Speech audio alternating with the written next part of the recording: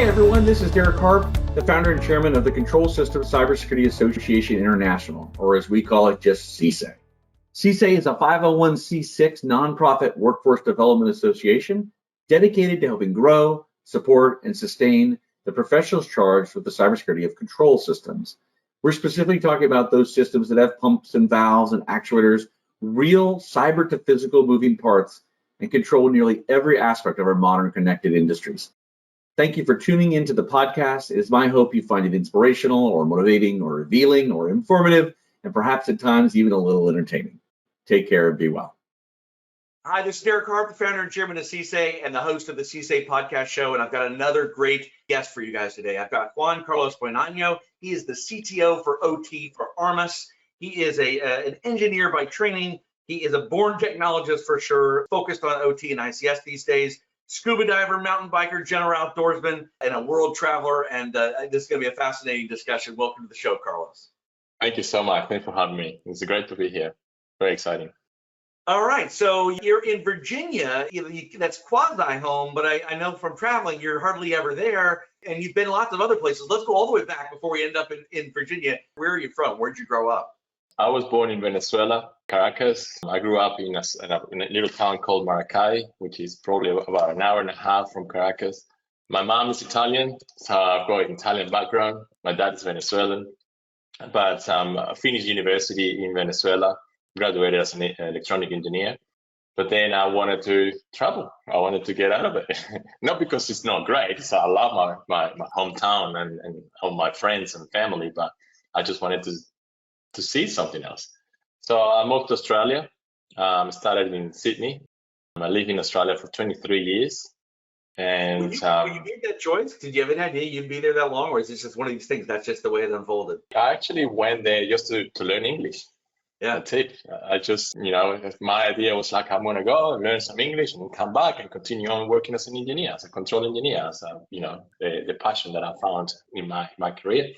But as soon as I step on Australia, Sydney, I just fell in love with the country, with everything, nature, and, the lifestyle, everything.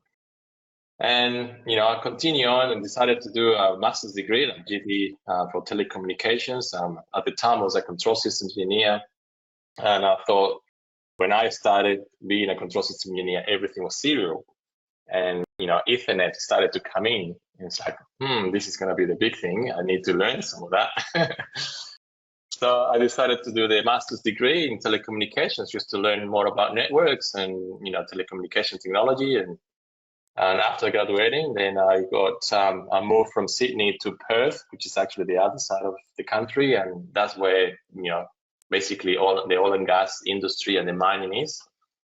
So then I basically start working properly as an engineer there and I start learning so much. Then 11 years after, I moved to the Gold Coast in Australia, to back and forth a little bit, and then worked there for an energy company for about 8 years, something like that. And then finally, I got a job, Clarity, and with Clarity, I stayed in Australia for a few years, and then I got a job with Armis. I've been in the Army for 5 years now. But then the last year, they asked me, you want to move to the US. I'm here now in the US for the last year.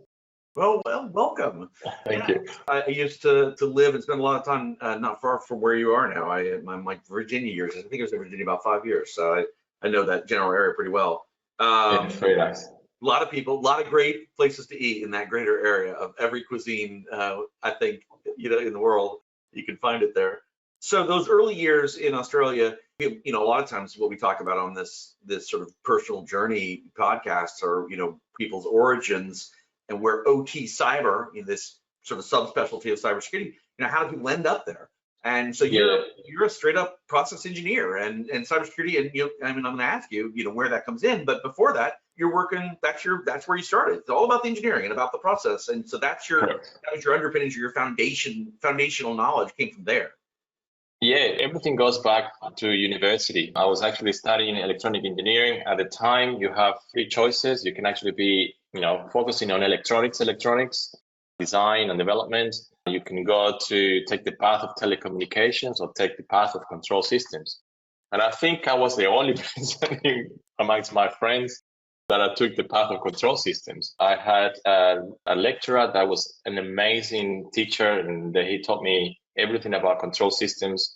We had a lab, and it was the first time that I touched a PLC and I programmed the PLC. We had proper sensors and little conveyors, and we have like a little place to play with the technology, and I just got hooked. Ladder logic and accommodating the sensors, automating the process, and that's how I started.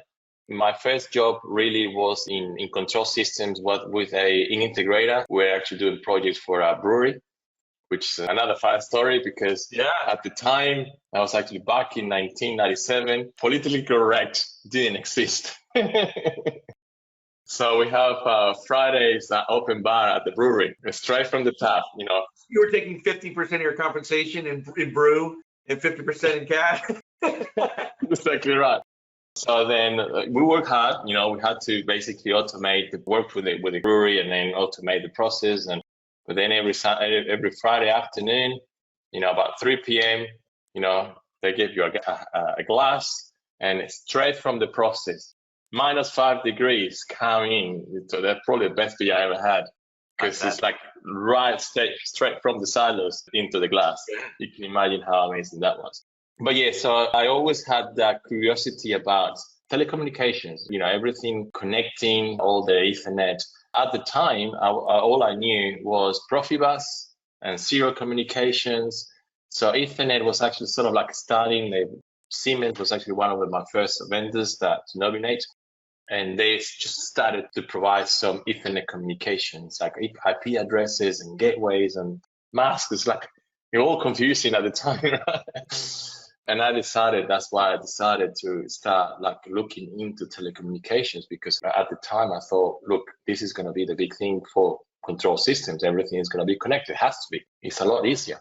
So that's why, you know, I worked actually for that company for about 2-3 years. That was in Venezuela.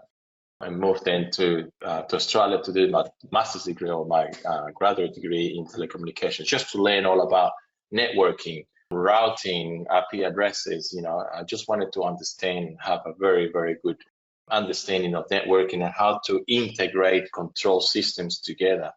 Okay, and you know, the switches and the VLANs and all these concepts, is to make sure that I had that very well understood and applied to control systems.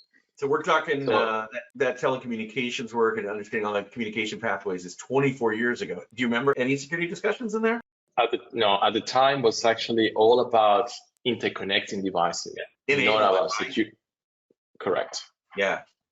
Yeah. So not about securing devices. Essentially, it's all about making the packets go from one side to the other, right? Yeah. So that's it. I always ask that, and it's almost always, no, we weren't talking about that. Occasionally somebody has some story, and usually by accident. It wasn't like they were taking a course on security for industrial control systems, but they had some sort of security story or something that sort of evoked that at that time. But most people, it's like, nah, we weren't looking at it. We were looking at we're talking connect these things, and if we can remotely get the telemetry from over there to over here, this is great.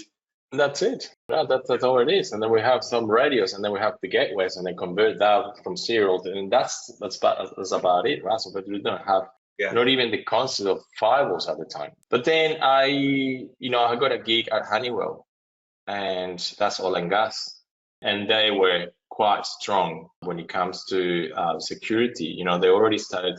That's where my first interaction with IEC 62443. And then understanding all the levels and how we classify the levels and the systems. And I started to work with, Active Directory and creating policies in Active Directory. So it's not just control systems now, just networks. And then I started to get into the systems itself, the directory authentication, role access, control, EDRs, and backup systems. So it was actually because we were actually working on greenfield projects, we have to basically think about all that from the ground up, because the customer's expectation was that, we're going to provide you, it's like a turnkey solution, a solution that works not only on the process side, but also on the system side, and is all very, very well maintained. And Honeywell did the end-to-end design and implementation, and I learned so much in it. Any stories, any early sort of cybersecurity stories, discoveries or ahas or things you remember just, that happened during that sort of, that's the awakening of cybersecurity for these industrial systems. It's right during that era for anyone in the world, right? Yeah, no near misses as at the time. I don't think, the concept of threats or vulnerabilities was actually there. So that we actually did, a lot of work around the patching, but the patching more for, just to keep the systems up to date more than from vulnerability point of view. Yeah, reliability, keeping reliability. Reliability, exactly. Just to make sure that the operating system didn't show us the, blue screen of death, basically. That's what it was all about. It was just to keep the system running up to date, just to make sure that all the bugs were actually fixed and the system was reliable and in the long term. But one of the funny stories, like I always think about the funny stories, is like, you have OPCDA. OPCDA, is basically an RPC communication, which essentially, you have a firewall with OPC. It's like open everything, because you have, one-way communication and then dynamic ports coming back, and it's no way to actually stop this. But in saying that, it was so difficult to configure. And then, you ask, what OPC stands for? Like, well, according to what I suffered, it's like, oh, please connect. That's what it stands for. And that's stuck in my mind because it was a lot, right? It was so funny every time. It's like, what does it stand for? Oh, please connect. Anyway, that's when I started to basically, understanding the security. And it was more about, protecting the OT network from the IT network, not from the external network. We didn't have much external communications at the time from a manufacturing point of view, from a vendor point of view. So that came later, a lot later. You talk about a manufacturer wanting to connect to their equipment for any reason. For maintenance and diagnostics and calibration, anything like that. So everything was actually on site. If you needed an expert, they would have, flown over to the facility, and, from Germany, from, whatever else, and, come to the place and do the work. Okay. But then my career, if you think about it, was, starting from a control system engineer, nothing else, and slowly going into networks, and then networks and systems, but all together. Okay. So I will say like starting 100%, then, 90%, 10% control systems, and then 80%, and then 10% control system, 10% systems.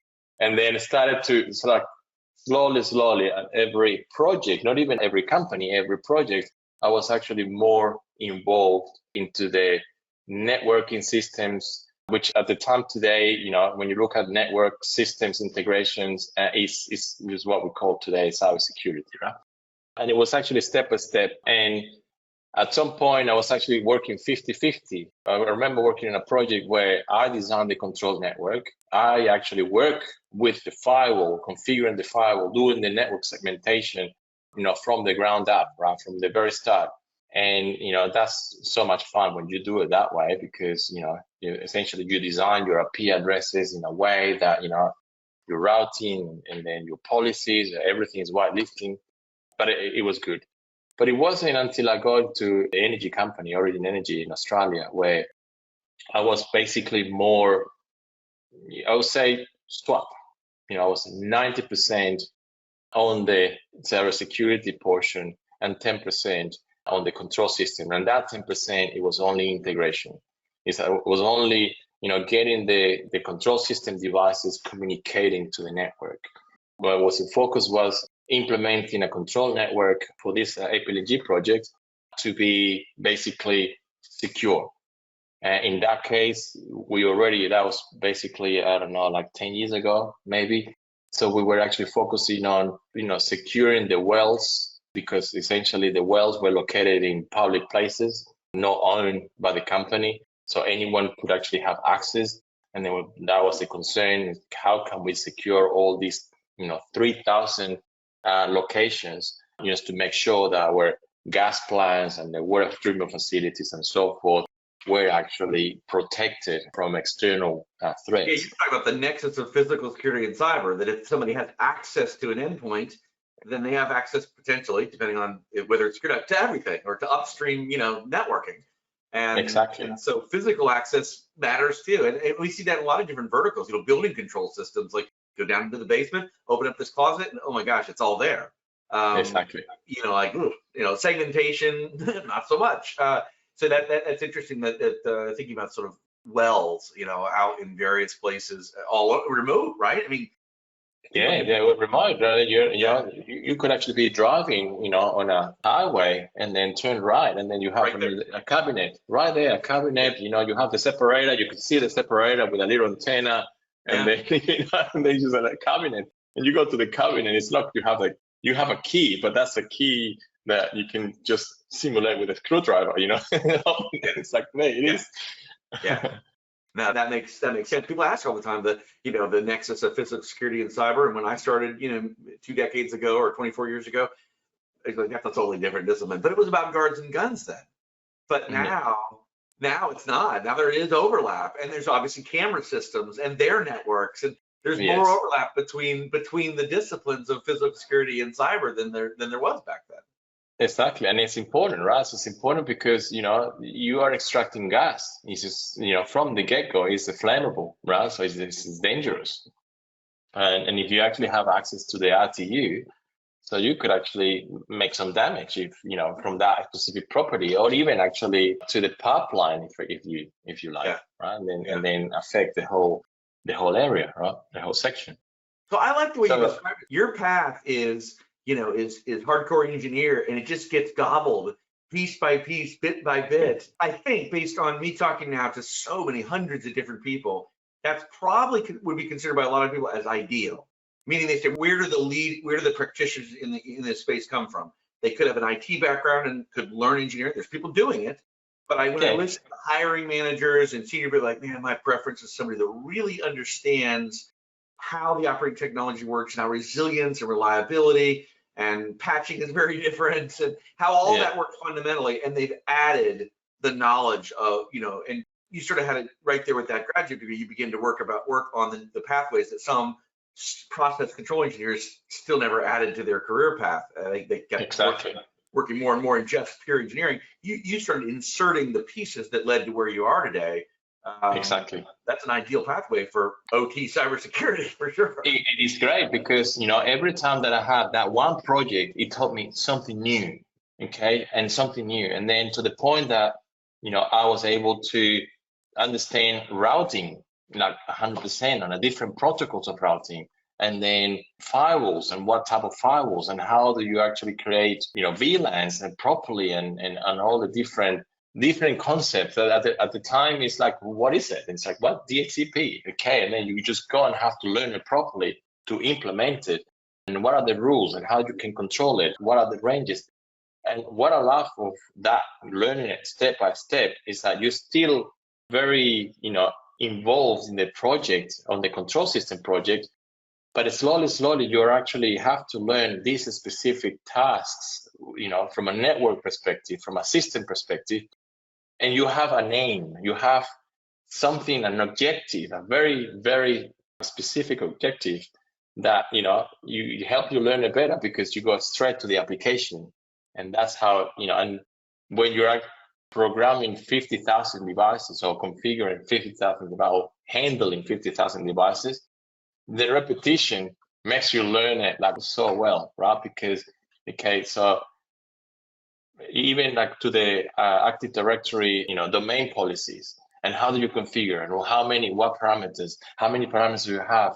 And because you have all these different sections of what you need to secure and use cases that you need to use, it just becomes like really interesting. Yeah, that the process you went through also, it gives you fundamental, I don't know the word I'm looking for, empathy, understanding of what the business is trying to do. And that's super essential for me trying to apply cyber. And there are some frustrated practitioners who don't quite have enough of the operating technology background. So to apply cyber, but in context, apply cybersecurity, but we still have a mission to accomplish. Do you really fully understand the mission? How this process works, how these systems work together, That has to happen. And we want to secure it, not we need to secure this. It's got to work really well, and it's got to achieve its mission, moving fuel or pumping fuel or making things or whatever it is. And I think that's something I hear over and over is for people maybe with less of the operating shock technology engineering background is get intimate and take your lunches and go down to the plant and tell the guys, show me how this works and learn more about what they're trying to do, what they must do there, what their mission is, because that's a missing element for some folks that are trying to get their job done, but maybe don't have that engineering background. Understand the challenges is important, right? Because control engineer has challenges. The plant manager, the engineering team have challenges. I really needed to, because that was a requirement from a compliance perspective. So I didn't have an option. And as a control engineer, I needed to actually implement all that. But the challenges that we had were actually a lot more than what you think of, right? Because, 2 years, right? Just 2 years within the project. The project lasted like 8 years, but we only have 2 years. And the second year, we needed to start thinking about patching devices. Okay, and an example is, we need to patch the Yokogawa system. We need to patch the PLCs and the controllers and all these things. And it's like, okay, let's just create a schedule of how to patch this. And we talked to, let's just talk to the plant manager. It wasn't even completely handed off to operations, and we still, because they were already producing, we need to do this. And then, we'll have a shutdown window, in 3 months. Talk to the project manager, because they have a project manager for a shutdown window, to see how we can allocate some time to put this in, because it needs to be in the scope of the shutdown window. And we went there, and it's like, we really love to help you, but if you patch the Yokogawa system, that means that the work that we're doing on site to fine tune the process, we're not going to be able to do it because the system is going to be down. So unfortunately, I'm not going to be able to fit that in before or after, because once we test it and it works, we have to continue on. We have to be before. But if we do it before, we might not be able to restart the process. So, and then now that I know, I need to prioritize it and put it into the next window. Yeah. And there are challenges because, you need to understand that process, you have two main objectives: it's people safety and production. Yeah. Now they are trying to push also because it's intertwined, people safety and cybersecurity is becoming more and more sort of like linked. And that's actually the angle that we're trying to put. It's like, your main role is people safety. Okay, what if we have an attacker that goes and does something like they did in Stuxnet, where, they do masquerading and start, changing the process without the operators noticing. And one day then everything, explodes. What would that happen? Well, you are starting to look into your safety. You need to make sure that you understand that. And understanding is the two sides of the story, and then trying to speak the different language, the operational language, but also the security language is very important in this particular environment. What advice do you have for engineers that might be out there that do not the luxury of the exposure to the telecommunications, the work that sort of came in, or exposure for you that came in early? So they're they're process control, they're electrical engineer, whatever professional engineer they are, but they see this space and they want to get into it. What do you recommend what do they augment their knowledge with and experience set with first? Look, there's a couple of things. A lot of people, I try to mentor people as well, and a lot of people come and ask me that, right? So how do you get to understand, control systems, but that I already have control systems, how do I get to where you are? And look, for me, what my logical path is to understand networks first, okay? And you don't have to be certified. And, you probably, if you follow, again, not associated with Cisco, right? And now we have a lot more other vendors out there that, can do the same. But a CCNA certification, just follow that path. take some courses. There's a lot of courses in there. These days you can find a lot of second-hand Cisco devices that are less than $100. Buy those, play with those, implement it into your place, create a little lab where you actually have a VLAN where you have, I don't know, your TVs, and then another VLAN that you have, and then play with that, so it helps you understand the dynamics and the physics behind all this. But take the course, the CCNA, that's the very first step, right? So that once you understand networking and you understand, how the protocols work, how they communicate, the computers communicate to each other, and how the ICS devices communicate to the computers, and how the engineering stations then downloads information to the PLCs and so forth. So you start creating basically a map of how everything works, not only from the control system point of view, but then how under the hood works when it comes to from one device to another. And then play around with the system side of things. Okay, so play around with Active Directory, with EDRs, antiviruses, play with backup systems.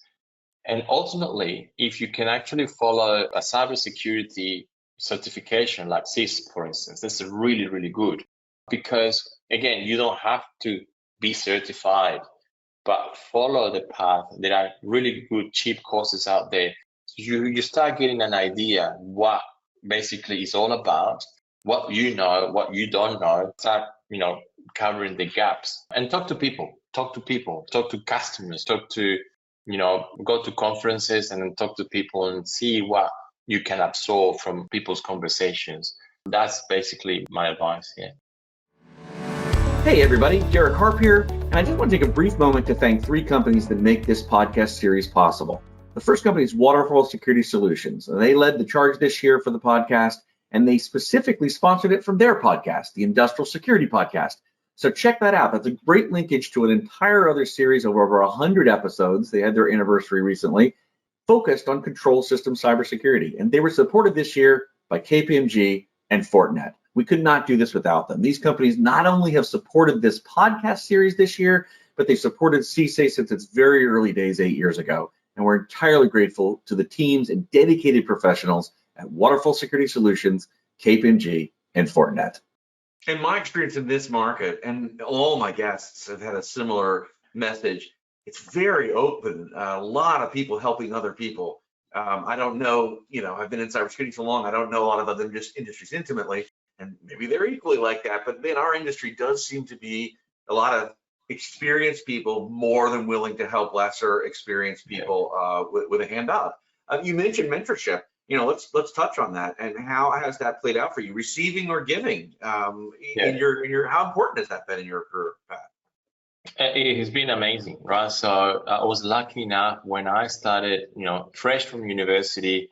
I met Andre. He was a mentor for me, so he taught me, the things that I didn't know about control systems, from how to program, a lot of logic, to how to be efficient when you configure the displays on the SCADA system.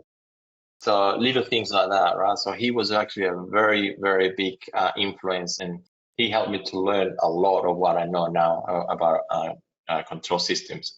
But you need to meet a lot of people in your career. I think there is anyone that you meet has something to teach you, whether it's good or bad. Always be alert, always be, try to absorb what you can learn from other people. And again, like you said before, I don't have a specific format for me to teach other people, but, I do, for instance, at work, I have a weekly session. Actually, I had it just a couple of hours ago, where, look, this is an open mic session, ask anything. What do you want to learn? It doesn't really need to be something about Armis and such, but something about anything that you're working on right now that you're struggling, whether it's networking wise, systems. Armis team members? Is that it? Yes. Yeah. Okay. Yeah. So an internal mentorship, idea exchange, education, whatever you want to call it, opportunity. Exactly. Yeah. Awesome. Exactly. And that's actually great because, at the beginning, I only have 4 people, and now I have 25 people that show up. Yeah. And it's not just me talking, it's other people asking questions and other people helping through. They essentially, helping other people to do the job properly, right? How often is that? This is a really great It's once a week here, by the way, because this is something people could emulate. Maybe their company's not currently doing this. It's a great. I love all the things that it represents and getting people together like that. It's like a lunch and learn. You can call it different things, but the guts of it is saying, hey, let's exchange and let's learn from each other. Each of us has some strengths, and we can share each other. What a great way to strengthen a team. Is that a weekly or monthly or bi-monthly? It's a weekly, and and I never cancel it. That to me, I'm committed to it because I love, helping people to do their job properly, right? So, and especially in OT seems to be, that massive big wall that people can't break through. And I really like to think that, I'm making either the wall lower, or I'm actually just giving a lift to other people to get over it, right? Look over this wall. It's not as scary as you think. Yeah, I think the complexity is just to talk to the customers, right? To resonate to people in the engineering team. Hey, Rick, I understand your pain. I understand, what you have to go through. This is the value that we can add to your process, and this is the value. If you do this, this is the value that we're going to gain, right? At the end of the day, we need to find a way that we can all work together. Well, that's a great message, and that's harmonic with CISA. How do we get everybody to work together in the same company? Certainly amongst other sorts of companies working together, but even within the same company, there's still disharmony in too many enterprises, especially between these kinds of stakeholders, the people working traditional IT and the people with the networks at a plant. And I still hear stories like, oh my gosh, we're not worried about the threat adversaries, we're not getting along. That's bad. We got to build bridges, speak common language, and learn each other's vocabulary. It's everything you've shared is so. And look, and it is possible. It is very possible. Like we did a project, again, Origin Energy, where we have to create a data center, okay? And we had to have the data center. In the data center, we have to obviously have OT applications and, IT applications as well, right? Because it was an office space, and then we have the operator room was right in the middle. And then we have like 3 or 4 floors with people working in different departments. So we had to work together to design this data center where we had, our cabinets for the control systems and the other 5-7 cabinets to the IT system. And, call it IT/OT convergence, but we got the 2 teams together for about 5 months to design the system.